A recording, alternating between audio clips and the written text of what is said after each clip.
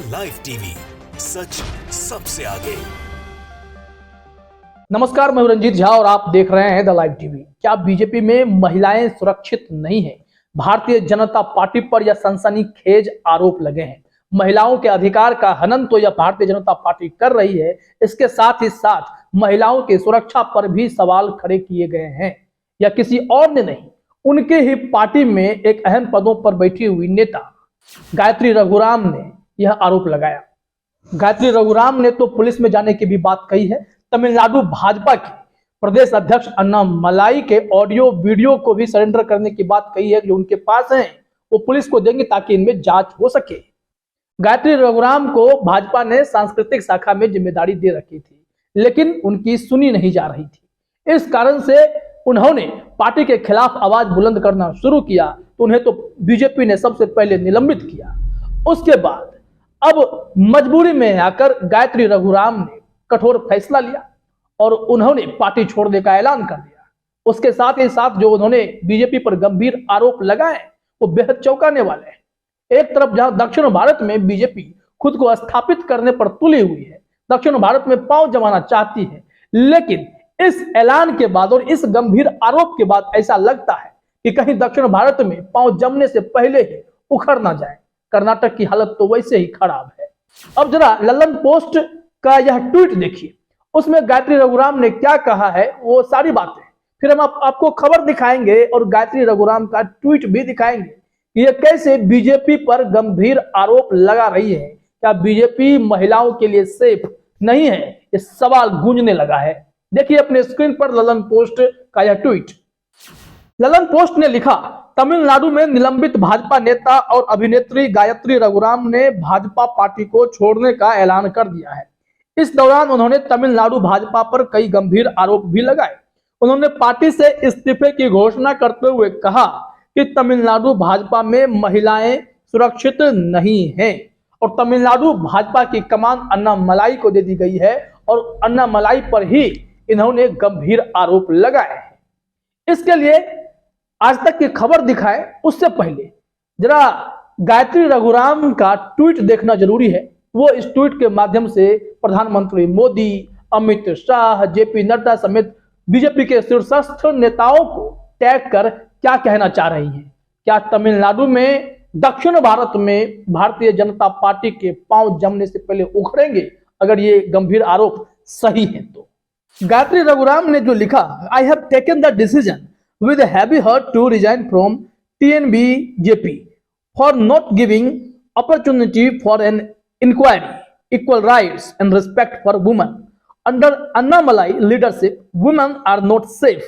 I feel better to be trolled as an outsider. ये बागी हो गई हैं और इन्होंने कहा है कि मैंने भारी मन से यह फैसला लिया है कि मैं तमिलनाडु भाजपा से रिजाइन दे दूं, क्योंकि यहां पर महिलाओं को मौका नहीं दिया जा रहा है, ना इंक्वायरी का, ना समान अधिकार का, ना महिलाओं के लिए कोई रिस्पेक्ट है। साथ ही साथ उन्होंने कहा कि अन्नामलाई के नेतृत्व में भाजपा में महिलाएं सुरक्षित बिल्कुल भी नहीं है और यह गंभीर आरोप जो है कहीं ना कहीं बीजेपी को बहुत बेचैन करने वाला है। बीजेपी अपने प्रतिष्ठा के लिए खूब लड़ाई लड़ती है, लेकिन बीजेपी के अंदर ऐसे ऐसे नेता हैं जो कहीं ना कहीं इस तरीके की हरकतों से महिलाओं को जरूर अपमानित करते हैं। गायत्री रघुराम अभिनेत्री रही है और इसके बाद बीजेपी ज्वाइन करने के बाद उन्हें सांस्कृतिक शाखा की जिम्मेदारी दी भी गई। बीजेपी के प्रकोष्ठ होते हैं, उस प्रकोष्ठ में काम दिया गया, लेकिन काम करने नहीं दिया गया और इनके साथ क्या व्यवहार हुआ उन्होंने खुलकर बताया तो नहीं। बस जो गंभीर लाइन है, महिलाएं सुरक्षित नहीं है, महिलाओं के अधिकार का हनन होता है, उन्हें बोला नहीं दिया जाता, उन्हें मौके कम दिए जाते हैं, इसको लेकर ही उन्होंने गंभीर सवाल खड़े किए। गायत्री रघुराम ने ताबड़तोड़ ट्वीट किए। उस ट्वीट में अन्नामलाई पर गंभीर आरोप लगाया है, पुलिस कंप्लेंट करने की बात की है, ऑडियो वीडियो दिखाने की भी बातें कही हैं। हम आपको वो ट्वीट भी दिखाते हैं जिसमें वो कह रही हैं, today I took this hasty decision and credit goes to Annamalai. Further I want to care less about Annamalai, he cheap tactical liar and a dharmic leader. Thanking all the Karyakartas whom I worked with for 8 years, whom I shared great love and respect with. It was a great journey. उन्होंने अन्नामलाई पर गंभीर आरोप लगाते हुए कहा कि वो tactic lawyer हैं और अधार्मिक नेता हैं। उन्होंने फिर आगे लिखा, hurting others is not Hindu dharma, I can not continue under Annamalai leadership, can not expect social justice, women stay safe, don't trust that someone will save you, no one is going to come, you are on your own, believe yourself, never stay where you are not respected. उन्होंने कहा कि हिंदू धर्म का मतलब यह नहीं होता कि आप दूसरे को अपमानित करें, उन्हें हर्ट करें। मैं अन्नामलाई के लीडरशिप में और काम नहीं कर सकती क्योंकि यहां पर आप सामाजिक न्याय की बात नहीं कर सकते। महिलाओं से उन्होंने अपील की कि महिलाएं सुरक्षित रहें, इन लोगों पर यकीन नहीं करें कि ये लोग आपको बचाएंगे, कोई आने वाला नहीं है, आप अपने आप के लिए खुद तैयार रखें, अपने आप में भरोसा रखें। इन्होंने कहा कि 1 मिनट वहां नहीं रुके जहां पर आपको कोई रिस्पेक्ट ना मिले। और आखिरी ट्वीट बेहद ही गंभीर, I am ready to raise a police complaint to surrender all videos and audios and to further investigate Annamalai sick person and on war room which is troubling me. उन्होंने कहा कि मैं तैयार हूं पुलिस कंप्लेन करने के लिए और वो सारे वीडियो ऑडियो भी सौंपूंगी जिससे अन्नामलाई के खिलाफ जांच हो सके। उन्होंने इन्हें बीमार पर्सन करार दिया है। ये बेहद ही गंभीर और चौंकाने वाले आरोप हैं। एक ट्वीट और किया जिसमें वो प्रधानमंत्री मोदी की तारीफ कर रहे हैं।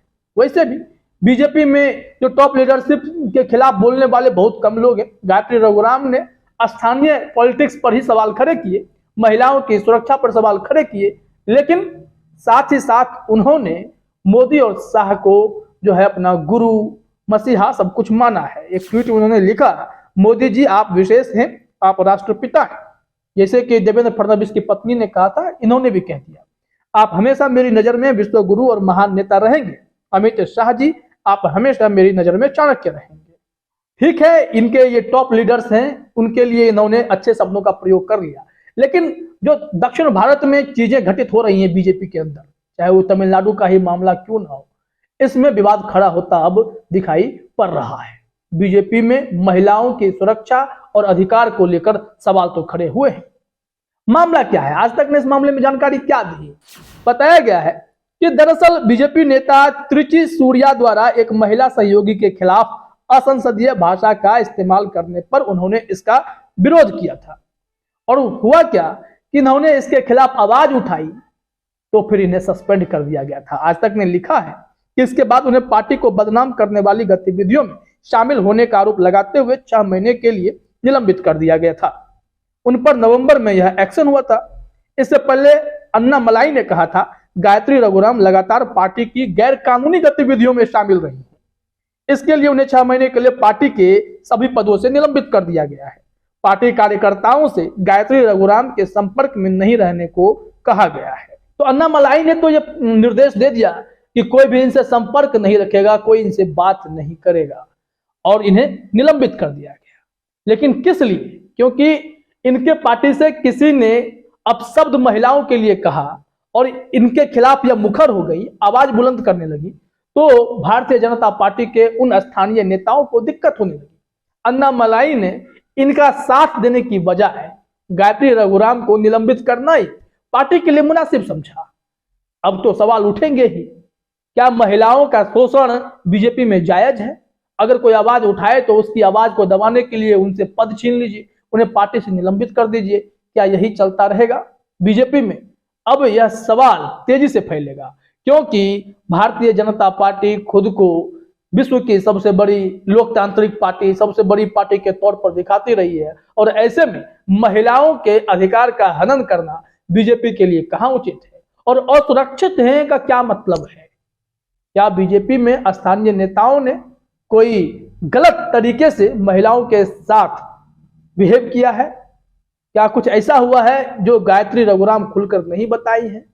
अब इसको लेकर विवाद तो खड़े होंगे ही होंगे, लेकिन गायत्री रघुराम ने चौंकाने वाला फैसला लेकर बीजेपी को दक्षिण भारत में एक करारा झटका तो दे ही दिया है। अब ये देखिए, बीजेपी ने इनके इस ऐलान को भी हल्के में लिया है, उनके आरोपों को भी हल्के में लिया है। पार्टी के एक सीनियर लीडर ने कहा है कि बीजेपी को इससे कोई नुकसान होने नहीं जा रहा है। तमिलनाडु भाजपा में अगर गायत्री रघुराम ने पार्टी छोड़ने का ऐलान कर दिया है तो बीजेपी को इससे कोई नुकसान नहीं होगा। साथ ही साथ उन्होंने कहा कि हम उनके बयान को सीरियस लेते भी नहीं है, खारिज करते हैं। इतना आसान है। अगर महिलाओं से जुड़ा मामला है तो क्या कोई नेता इस तरीके की संवेदनहीन बयानबाजी भी कर सकता है? क्या उनकी समस्याओं को सुना नहीं जा सकता था? उसकी जगह यह कह देना कि उनको सीरियस नहीं लिया जाएगा, उनकी बातों को तवज्जो नहीं दिया जाएगा और पार्टी को कोई नुकसान नहीं हो, कैसे मान लिया जाए? और इस तरीके की खबरें हैरान करने वाले आ रही हैं बीजेपी से। बीजेपी में अगर देखा जाए तो कुछ नेता तो बस यही काम करते हैं जिन्हें हिंदू मुसलमान करना है, नफरत फैलाना है। और दूसरा तबका यह है जो महिलाओं का शोषण करने पर तुला हुआ है। बावजूद इसके पार्टी में कार्रवाई करने की बजाय ये लोग इन महिलाओं को हल्के में ले रहे हैं। इनका सम्मान करना, इनके अधिकार से इन्हें वंचित करना, यही काम हो रहा है। क्योंकि बीजेपी नेता के सो कॉल्ड इस बयान से यही मालूम पड़ता है कि उन्हें फर्क नहीं पड़ता। फिलहाल इस वीडियो में इतना ही। आप सभी का हमसे जुड़ने के लिए बहुत बहुत धन्यवाद। द लाइव टीवी, सच सबसे आगे।